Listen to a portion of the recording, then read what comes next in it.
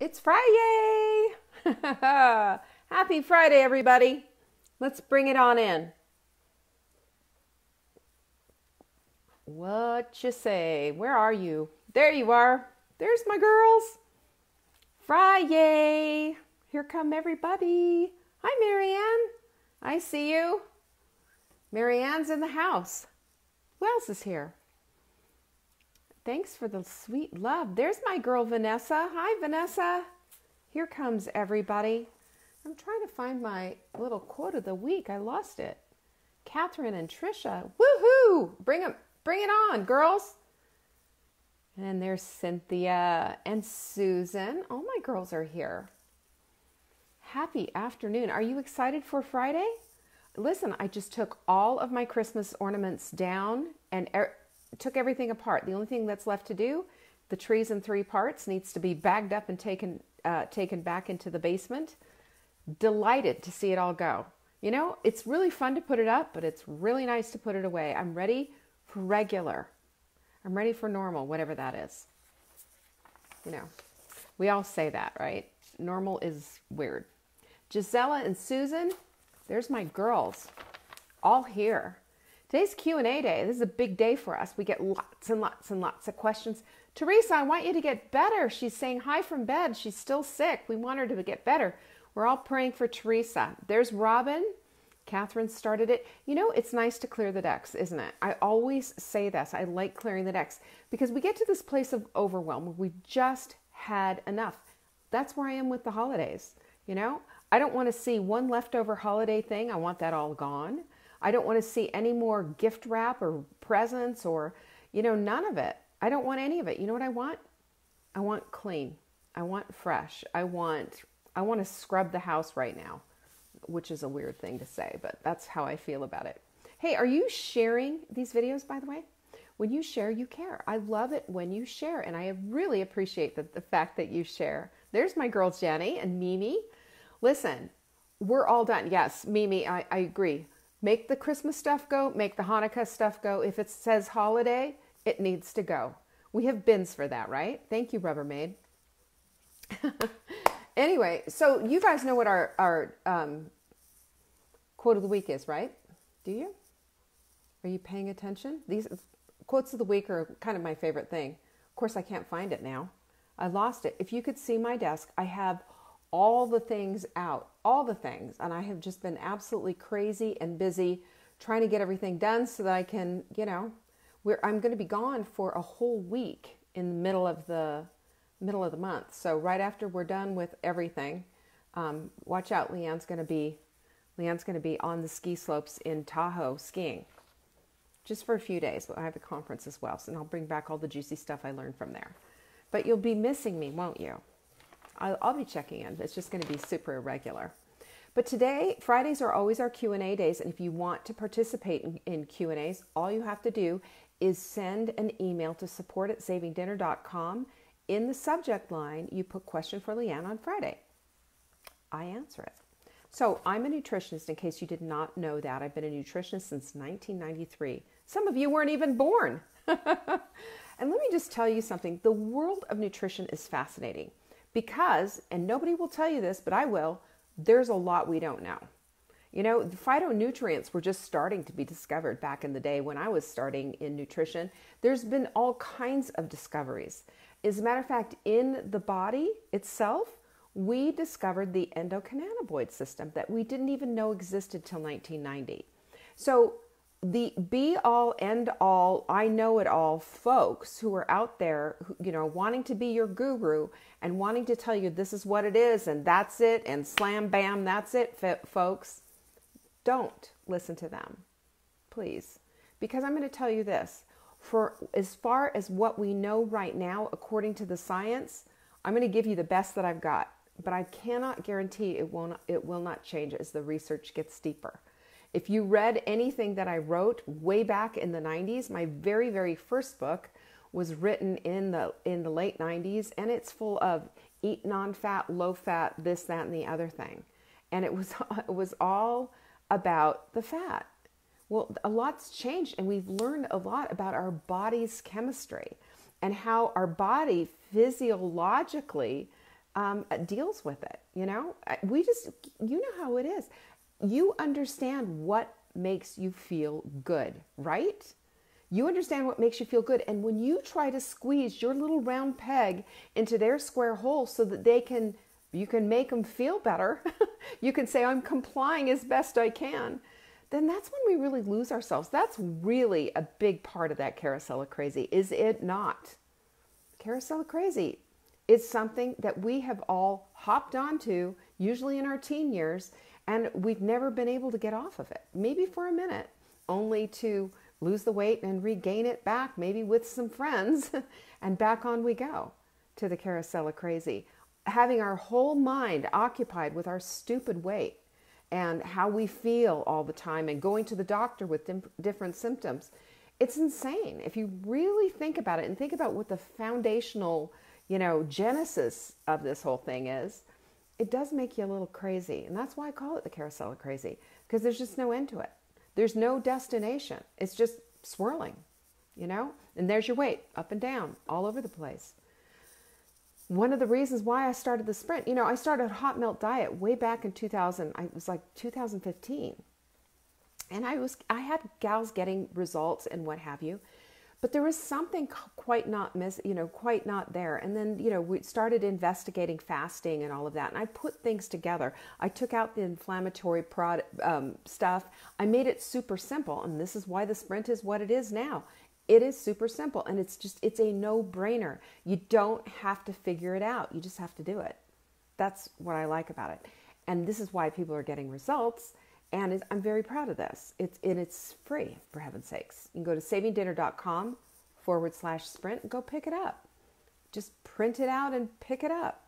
I will tell you something. Here's something that I've learned, that when we put our whole selves into something and we really plan for it, we know what our next meal is. We're not just sitting there like off the cuff trying to figure it out. It's planned for. The groceries have been purchased. Everything is there. There's no question about what it is. And when you can do that with the plan that you're working, and it's anti-inflammatory and takes away your pain, it's super easy to eat, and it gives you the nutrients that your body's probably screaming for. And you can cook a little bit in bulk, like you got your salad dressing all done, you got your vegetables and everything all set ready for your salads, and you just make up some protein, whatever. When you do all of these things and you put all these things in place, wow, everything changes, doesn't it? Have you noticed that? Let me ask you a question. This is a really good question. And this is something I think we all need to be asking ourselves. When you plan for something versus doing something off the cuff, when does it come out the best? When do you get the best result? We already know what the answer to that is. And I'm telling you, that's how come, we've been on this carousel of crazy, because we think. We think it's going to be okay. We think we're going to be able to do it. Oh, it's not that hard. It's just, I know what I'm doing. And, our arrogance sometimes gets in the way, doesn't it? We think we know. And then all of a sudden, here we are, back to square one, back on the carousel of crazy, back doing the same old things and wondering, when is this behavior going to go away? Well, you have to plan for this, and you have to get out of the back of your head and into the front. We've talked about that. I hope you saw my webinar when I did the Take Back Your Life journal. And I also did the Take Back Your Life webinar too. There was 2 different ones. But getting out of being in that subconscious, where you're just unconsciously on autopilot, doing the same bad behaviors over and over again, the same bad habits, without thinking about that, and then wondering what just happened. I've heard people say to me, and this is the truth, I blacked out. I don't know what happened. I was binge eating and I don't know what happened. Well, you know what? You remember when you started, right? Well, we get into this kind of a frenzy. It's kind of an anxiety turned inside out, isn't it? Of just eating, of like thinking that if we don't eat, if we don't keep this going, if we don't make it gone, that's what I used to always say. Well, I can't have any chocolate in the house because I'll make it gone. I've also discovered that peanut butter and almond butter are similar. And I can make a jar of that stuff go lickety-split. A couple of days, it'll be gone. A little spoon here and a little spoon there. Just a little bit. Just this once won't hurt. It's the holidays. It doesn't matter if this, that, or the other thing. And then we jump on the scale or we start having a symptom. And here we go again, back onto the carousel of crazy. It's nuts. And we know it, we live it. And I'm doing everything in my power with the research that I'm doing, this bringing the science into it and figuring out so that we don't have to be slaves to this anymore. You know, I want you to have more than that in your life. But the quote of the week is from Havelock Ellis, and he says, the promised land always lies on the other side of the wilderness. So part of it is getting there. And this is something where I really want you to hear me on this, okay? This is important. As much as we want to be there, we also need to take everything. We need to take everything that we learn along the way and savor it and experience it and let it be the lessons that we need to learn. We don't want to just get there. I mean, we'd all like to have the fairy dust and the magic wand and everything and snap our fingers and there it is, 50 pounds gone. It doesn't work that way. And I really believe with all of my heart, with the more research that I'm doing, especially about the brain, what I'm finding is that we're always going to go back to habitual behaviors because that's what's comfortable. That's what keeps us safe. That's what our brains want to do. And if we can break this habit by experiencing instead of just trying to hurry up and get through it, if we can experience what it is that we're doing, experience cooking this food, experience planning this food out, experience being involved in it and not just going to autopilot. Yes, we want to create new autopilot habits. We want to create routines for ourselves. I say we create a routine that's so good and so helpful and honors our goals that they become rituals in our lives, the morning one and the evening one. And when we do that, things shift. They magically shift. And you know what's really fun is because we've been involved in it, because we've been in the subconscious participating instead of just trying to hurry up and get through it, not planning, really just off the cuff, this, that, and the other thing. But if we're really in it, then we're going to learn some really valuable lessons. And that experience is going to shape us. That experience is going to take us to the next level. That experience is going to hold a new standard for us. It's going to allow us to grow. It's going to allow us to grow, not just losing the weight, but becoming better human beings. It's going to allow us to grow inside and expand the borders of our heart. It's going to have us, it's going to have our hearts and souls open to more and to a better life. And we can grasp onto that at any time. You know, we can stop saying, well, it just didn't work for me. We can stop quitting on ourselves, you guys. How many times have you quit on yourself? And now we don't want to be in that place of sitting across a desk from a doctor who's saying, I'm really sorry, but you've got this chronic disease. Or, man, if you don't lose this weight, this is what's going to happen to you. Or, dismissing you. Or here, have an antidepressant because obviously you're depressed. Well, yeah, I'm depressed. I weigh 50 pounds more than I used to, and I have these achy knees, and I'm pre-diabetic, and all of this. Yeah, I'm depressed. And doctors don't want to address it. They just want to put a Band-Aid on it. And I say address it. Let's get up in front of it. Let's get in front of it. Let's experience the change. Not just do it. Not just whatever. Yeah, we want stuff on autopilot, like, making your coffee in the morning, doing your 4-minute workout and doing your thing. Yeah, we want some of that. But we also want to participate in the change. As we participate in the change, we become the change. And it's no longer, as difficult as it was. It makes it so much simpler. It does. And then one day you'll be sitting across from the doctor and he'll say, first of all, congratulations on the weight loss. Second of all, I'm taking you off all these medications. And third of all, how'd you do it? And I've done this since 1993, you guys. I have coached people individually, lots of them, hundreds. And you know what? I have people who come back and they tell me this. But you know what the differentiator between those people who do it and the people over here who don't? It's exactly what I just said. They experience the change. They embrace it, warts and all, difficulty and all, and they never quit on themselves. I'm going to tell you what, you might fall and fall and fall, but I want you to get back up. When your little toddler was learning how to walk, did they just quit because they kept falling down and bumping their head? No, they kept going. They were bloodied, but they kept going. By gum, they were going to learn how to walk. And that's just the way it is for us too. It's something new. Granted, it's something new. And you might be saying, what is with all these green leafy things? That's just not on my menu. Well, guess what? It's going to be. And guess what? You will get to the point where you are actually enjoying this stuff. Not only are you enjoying it, but you're craving it. Things can change. Things can shift. Maria said, be unstoppable. That's my word of the year. Unstoppable.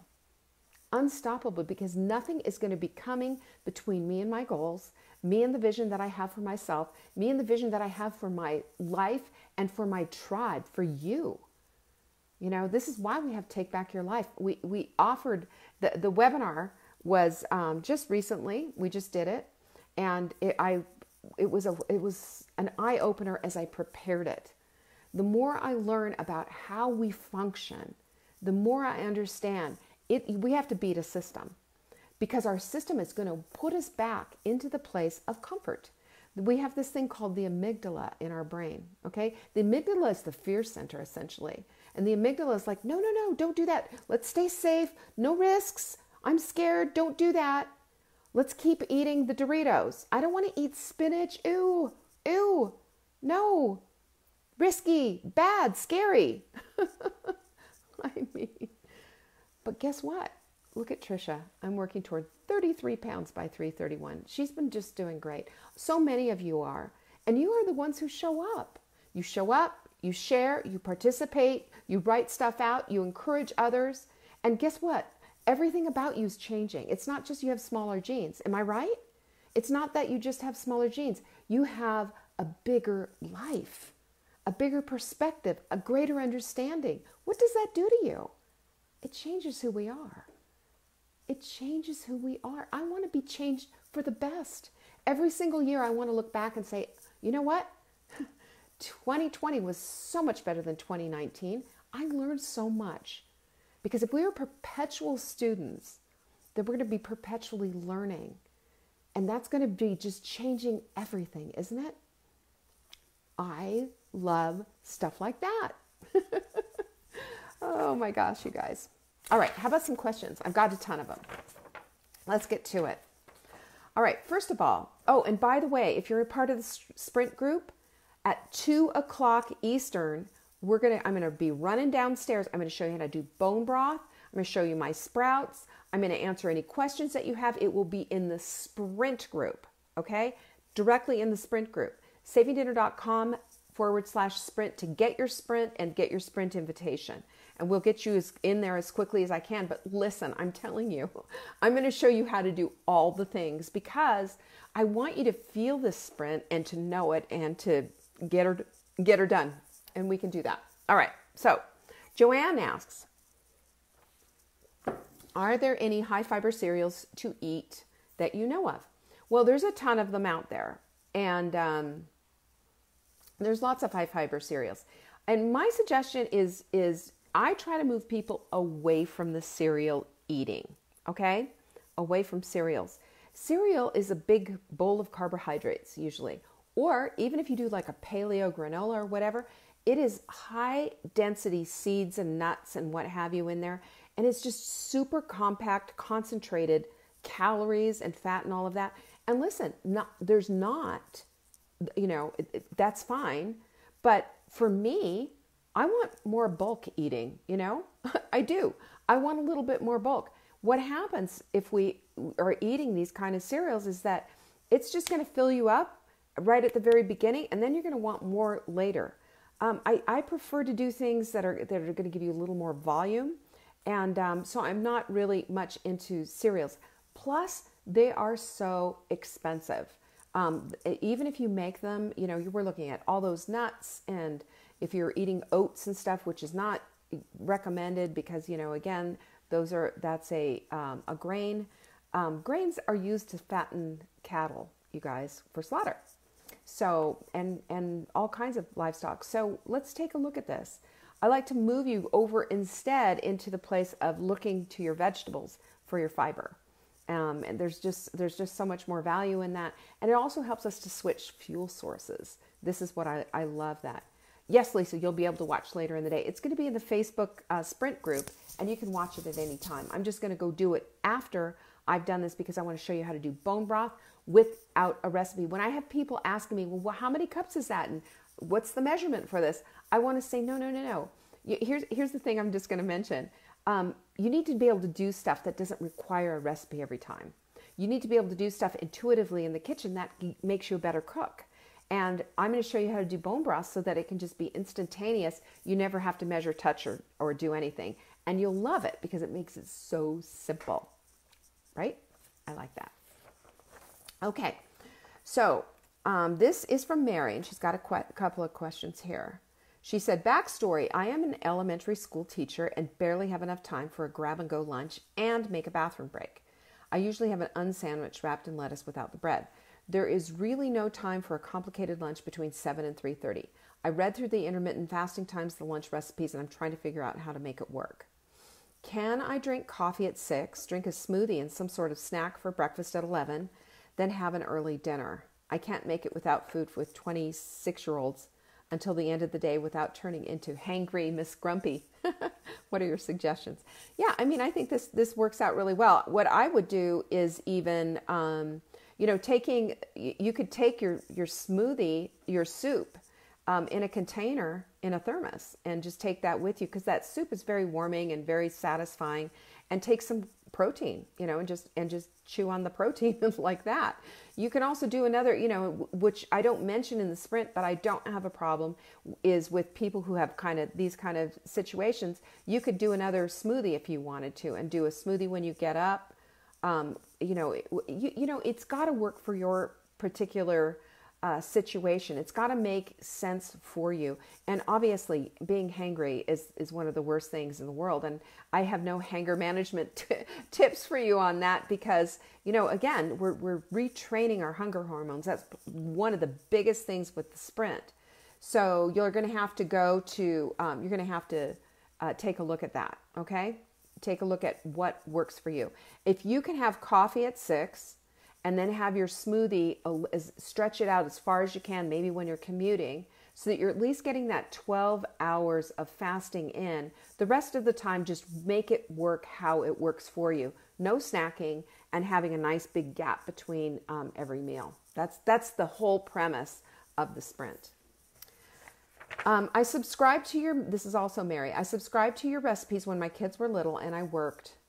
Lifesaver, thank you. There were servings for a family of 4. Then later you published recipes for families of 2. Now I'm 1 and a dog. By the way, my kids still love some of the recipes and ask for them when they're home. That's neat. It's so funny that it's to have people who've had their kids grow up along, but mine did too. Mine are grown and gone. Now I purchased a 6-week package with great looking recipes for 4 servings. Can I cut the hot melt recipes for a serving of 4 without messing up? Absolutely. She says sometimes you can, but then there's other times when I've tried and it's a disaster. Mary, all of my recipes are very flexible. And here's the thing. One of my biggest things is, in life, I believe in the cooking department of life anyway, there are bakers and there are cooks. I am a cook. When people ask me baking questions, I'll say, I don't know, because I honestly don't. And I don't want to know. Baking has never done me any favors. Baking to me is like, that's a disaster waiting to happen. What's a pan of brownies going to do here in my house? Somebody's going to be picking at them. It's probably going to be me. So no, I don't bake. And baking really is an exact science because you have to be kind of on point, with the ingredients. With our stuff, it's cooking. So even if it's something that requires, say, 3 eggs, you're going, what, an egg and a half? Just do 1 big egg, do a big extra large egg or something like that, and just see how it is. Everything that we do is super easy to cut in half or double or triple. Okay? It's easy. All right, next question. that all there is? I guess so. Love your program and all the great info you share with us. I am an Instant Pot lover and do most of my cooking with this awesome device. How do we convert your wonderful recipes so I can use it instead of the crock pot that you have, the crock pot recipes that you have in abundance? The hot melt sprint was an incredible. I lost 10 pounds and have kept it off. Can't wait for the next round. Thank you for all you do, Fatima. Well, thank you, Fatima. I'm 10 pounds. That's pretty great for 7 days. Fabulous, actually. Good for you. All right. So here's the thing. It depends on the recipe. Not everything can just be converted. Like if you do this, you can do that. It depends on the recipe. When you're using an Instant Pot with the pressure cooking, let me just say this. Instant Pot has a saute function. It also has a slow cooker function, and it has, of course, the pressure cooker function. If you're changing it over to pressure cooking, there's certain things that you need to do. So, for example, let me give you an example. If I was doing a pot roast in a crock pot, I would just put all my vegetables in that. I might put maybe a little bit of liquid and, like wine or broth or whatever, and, put the lid on and forget about it, and I'm done with it. Now, if I were doing it in an Instant Pot, right, I'm going to use a whole lot more liquid, probably double or maybe even triple the liquid. You have to use more liquid.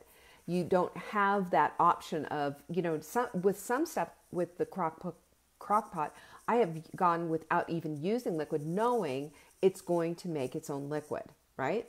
So you just have to take a look at that and see what works for the recipe. And there's the conversion things of it. Sometimes it's pretty easy to figure out, especially if you understand how an Instant Pot works. Or you can take one of my recipes and then look up online for a similar recipe, and then you can figure it out.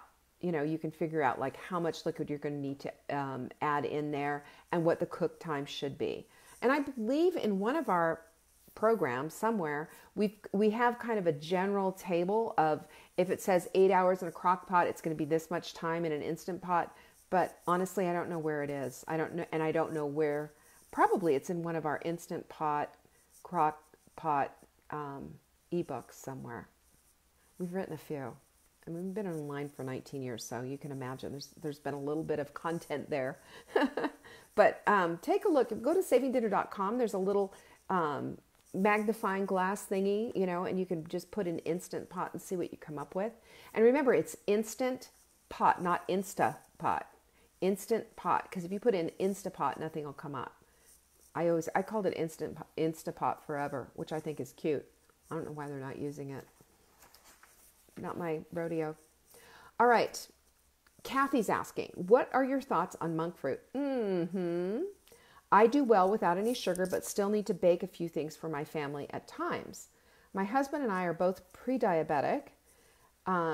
She's got the A1C around 6 with dietary management. I do not care for the taste and processing of stevia. I've heard of monk fruit being an alternative and yet more natural without the glycemic load. Well, this is interesting. They've just done some studies, and believe it or not, monk fruit, while it doesn't have the glycemic load, it does cause insulin to surge. Go figure that one out. And also, let me just say, I understand what you're saying about stevia, but the processing of stevia is pretty similar to the processing of monk fruit too. Everything needs to be processed. So unless you're going to go with honey, which I don't recommend because the glycemic load's ridiculous and it's too much sugar. I mean, a little honey here or whatever for medicinal purposes, I mean, I guess so. And I used to raise bees, so, I understand all about honey. But monk fruit is a decent alternative. I wouldn't recommend it a whole lot. But with, and I would go back to the whole thing about baking. I mean, if you're baking like twice a year, use sugar. And I'm not kidding. Use a raw organic sugar and just do it. And just, forget about it. I have a real thing about, you guys know this too, a real thing about trying to fake out, baking is baking in my opinion. A brownie's a brownie. Yeah, you can do it with better quality ingredients and try the monk fruit and this, that, and the other thing. But the point is, if it's Pillsbury instant brownie mix in a pan versus I've used, almond flour, organic cacao, it's monk fruit and all of that, and pastured eggs. Everything's better quality. It's still a nightmare, isn't it? I promise you, I can binge on that one or I can binge on this one. Beet sugar is the same thing. Beet sugar is going to raise everything out. You want to hear what the bottom line is? The bottom line is we need to wean off sweet. Sweet's the problem. And if you especially if you have a A1C of over 6, I mean, there's that stuff you got to stay away from. And monk fruit's not going to do you any good. Either stevia. What's going to do you good is getting away from the sweet. Getting away from the sweet. Stop baking. Stop. For baking stuff, you can. My opinion of it is just buy something that's decent, or bake it with whatever, and just don't eat it for yourself. And I realize that's a high bar, but for most of us who've had this problem on being on the carousel of crazy and having these lunatic up and downs with our weight, we keep playing with fire. We keep playing with the stuff that's burning us. We keep playing with the very thing that's causing our bodies excruciating pain, excruciating inflammation, and at the end of the day, it's killing us. So what are we doing? Don't we have to just kind of have like a look at what's what and figure out, what, we just can't do that anymore.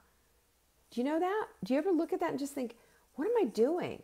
Why am I doing this? It's sort of like going through the drive-thru, The only time I'll go to McDonald's is I'll get coffee. I'll get black coffee. Couldn't even tell you the last time I ate fast food because I know what they put in it. I don't want to eat that. Look at things. We need to start looking at things through a different lens. Does this work for me? It's sort of like, can I put a Band-Aid on a gaping wound? No, you can't. You can't, because what we need to do is we need to stay away from the things that cause the wounds. You can't go through a whole bush of thorns and not get scratched up. Same way with baking. If you're a better person than me, if you can bake and not eat it, you know what? High five. You're a much better person than I am. I can't do it. I can't do it. I'm just admitting who I am. And what I'm finding is that most of the people that I'm coaching and talking to, they're pretty much in my camp. And so all I'm saying to you is be really honest with yourself. We don't have to bake. We don't. Nobody's holding a gun to our heads and saying, you need to bake. Bake, the family's coming over. Bake, you need to have this, or bake, you need to have that. You don't. Or if you are going to do that, just think about it for a minute too. This is the other part of the equation. And again, this is not a put down to anybody. This is just, I'm asking you honest questions. I'm asking you to be honest with yourself about all of this.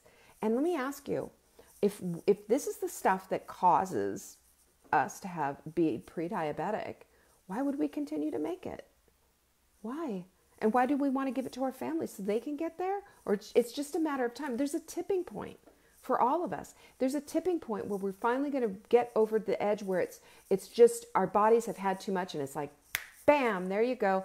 Here you go. You've got an autoimmune disease. I know about it. Hashimoto's. I got a Hashimoto's in the early 2000s.